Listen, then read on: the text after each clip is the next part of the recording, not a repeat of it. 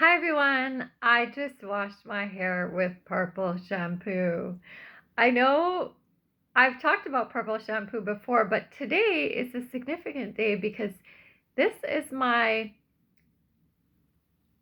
I'm in my 12th month of my gray hair grow up. So I'm washing my hair with purple shampoo every month.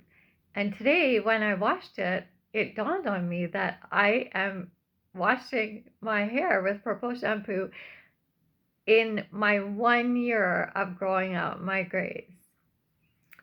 I was like, purple has so many interesting connotations to it for me now. So does gray, because before gray was a bit dull and I don't know if I had much of a connection with it, but gray and purple now take on these other meanings for me because of this journey. And it got me thinking to all the colors that have brought me here, all the colors that have shaped different aspects of my life because of memories, because of feelings, because of, there's color theorists out there that make a living off of analyzing the colors that you choose or that you wear. And I've talked before about colors being associated with the 5 elements of Chinese medicine and our different moods and our different organs and different, like the wood element or the metal element or the fire element. And it got me thinking to all the colors that have been in my life significantly. And I wanted to start with the complement of purple, which is actually yellow. Yellow is such a beautiful, meaningful color for me. It's my favorite color. Not necessarily to wear, but my grandmother, my mother's mother, I just called her Mama, she dressed me in yellow. And I have seen pictures of me when I was like 3 or 5 and holding my grandma's hand in yellow dresses or yellow outfits. My mom was very aware of this and would remind me about it well into my, 30s about yellow and my grandma. And I think yellow for me and my mom was very significant because of that. I love yellow roses. I used to watch a soap opera called Days of Our Lives, where the couple that I would gravitate towards and loved, Pat and Kayla, or Steve and Kayla. It was like, a typical like bad boy with a beautiful woman who was always trying to make him like see the importance of life more and to soften his heart. And he was rough around the edges. He actually wore a patch. That's why he was called Patch. And I loved that he would buy her yellow roses. And so that became such a significant thing to me. Yellow, the complement of purple. Then I realized that over a bit of time, I really gravitated towards red. My apartment from 3 years ago now, and that I lived in for 7 years, 6 or 7 years, I always accented it with reds. And red to me is very fiery, and I associate it with being like really passionate and kind of excitement. And tango was very significant to me. In my tango world, there was a lot of red and black. I would wear a lot of red and black. There was a lot of red and black in my wardrobe.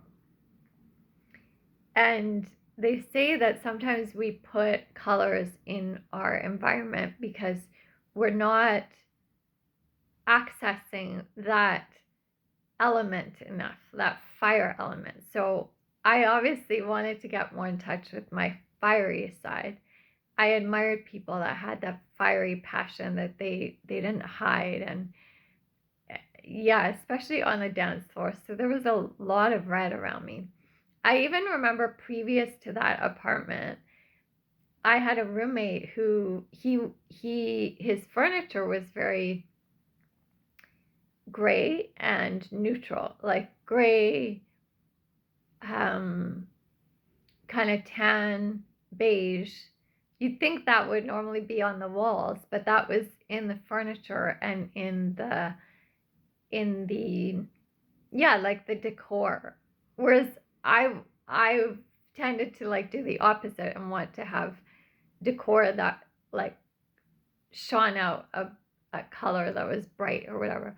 But the crazy thing was that he painted the walls of that place that I lived in with like a red, and I think the other one was a yellow, like one of the walls was yellow, which is the colors that I would have wanted to accent the furniture and like, put yellow or red cushions, or wine color was huge for me, but the walls in our place were those colors. So it was interesting because then gray and beige took on another meaning for me too, because it was less about the furniture and more like literally the walls were holding these powerful colors for me. So it didn't really matter if the furniture was less vibrant. Although I still sometimes wanted to throw in like a color of, I had painted a guitar actually. I had painted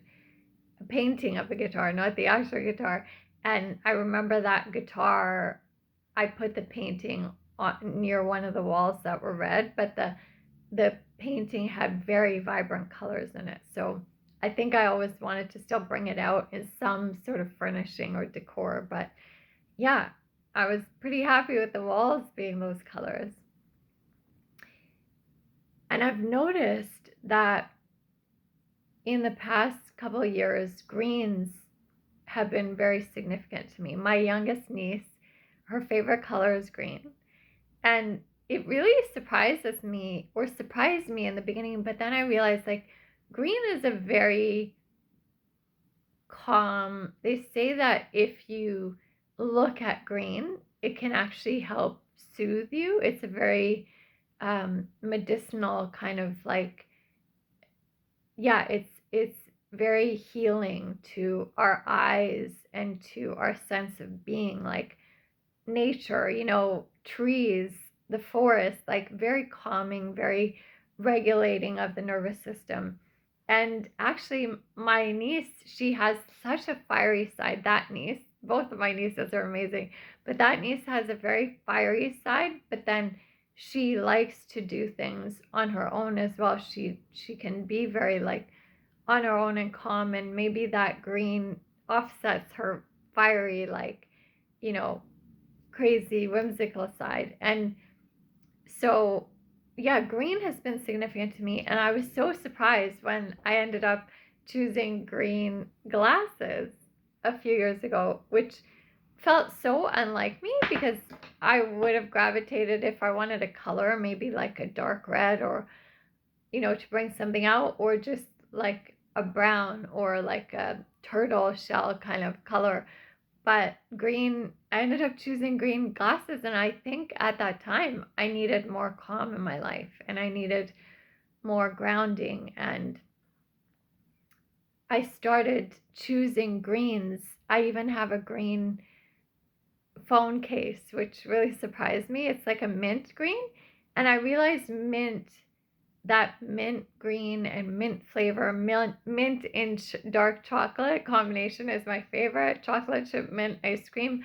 That mint there's something childlike and refreshing for me, like that green. So yeah, greens have been significant to me. Plus, green is complementary to red. So maybe I was doing a lot of red in my life, and now my life needed a little bit more calm and grounding to get the contrary, yeah, the opposite kind of color, or the complement, I should say.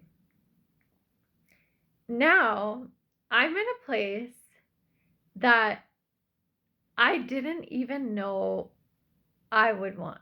But as I've shared in previous videos, when I walked into this place, I just felt like this is the one. And the funny thing is that the furniture, now that I look around, is more neutral. It's like grays and blacks and beiges. Yeah, when I look around. But the art, the small pieces of artwork are very blue and very calming. You can kind of see the one above me a little bit. It's gray and blue. But there are some other ones that are a little bit more like different shades of blue. A little bit more vibrant blue, but very calming, very soothing. And water, I think, is one of my main elements. Water is, like in Chinese medicine, is very connected to the arts and to philosophy and being deep and being connected to your emotions and like that childlike play. Like waters can be playful, or it can be very philosophical and deep. So blues are now surrounding me and calming me. And the other day I went to a store and I was looking for a couple of boxes, that like decorative boxes that I could put some papers and things in, so they're not like all over the place. And in the past, I would have chosen something a bit more colorful, more in the reds, yellows, like those kind of tones. But I realized that I kept going for the blues, like the aqua, just there's like a serenity about blue that's different from green. And so now I feel like blue is very in my subconscious. I gravitate towards it. I want to add to the blue that's in here. And the funny thing is some of the accents, you could probably see here, the accents. The woman who owns this place, she has a great sense of style because it's simple, but she either naturally understands color theory or she knows it specifically, or consciously. But blue and orange are complementary, and I love that some of the cushions are orange, or and I want to bring a little bit of that more in here. Like maybe I'll get a couple more cushions for my bed, or for actually that makes me think I want to get a couple of frames to frame pictures of people in my family or my mom, or even events that I've gone to. And I think I'm going to make sure I choose something with like either like a burnt umber kind of, or orange or terracotta or something like that. And the amazing thing is that my new guitar is orange. It's like this amazing,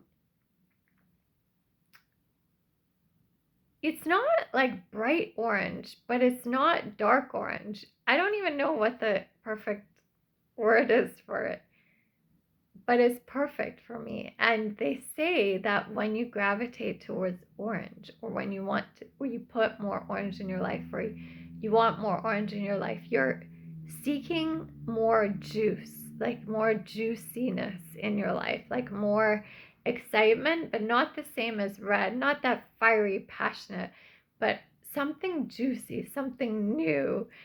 It kind of makes me think of, that tangy, like orange juice kind of feeling. Orange Julius, if any of you guys have had that. But yeah, orange is supposed to like mean that you want to put more oomph in your life, like something new, something like curiosity, and just juiciness. So that's where I'm at right now. I feel like I am, I was washing my hair with the gray shampoo today, realizing I have more gray. I'm going to cut my hair very soon a little bit to show off more grays. But I'm like, all these colors have changed in meaning for me now.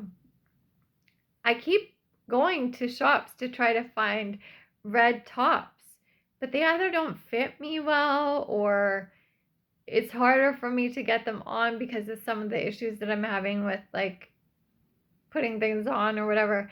And so I walk out of there without that red top that I wanted or that red dress or whatever that I would normally get. And I still don't have red in my wardrobe at all. Funny thing is, I did find a red top the other day and I loved it. It was a simple one. Bought it, wore it for a bit, and then realized that there was a hole in it. Like just a couple of days later, I realized there's a hole on the sleeve. So I went to give it back to exchange it for another one that was red, and they didn't have any more red. So I ended up picking a gray one of the same type. And I was like, I guess that's what the universe wants for me right now is not the red. And I'm good with that. I'm going to follow the lead of the universe. Yes, so this is me reflecting on all the colors that have brought me here, especially since this is my 1 year of my gray hair grow up. And the gray hair has not made me forget all the colors. It's not made it so that the colors in my life have gone. It's actually made my life even more colorful, which I love. And yeah, when I'm recording this video, it's the 7th of September. You'll probably see it a couple of days later. But this means that I have 20 more days, the 27th of September, where that means that I will be completing 1 year of my gray hair grow up. I'm so excited. Go look around the colors that you have in your wardrobe, that you have in your surroundings, the colors that you gravitate towards, the colors that you wish that you had more of around you. And let me know which colors really speak to you or which colors you think you gravitated towards before and now do not play a significant role in your life and what speaks to you now. Talk to you soon.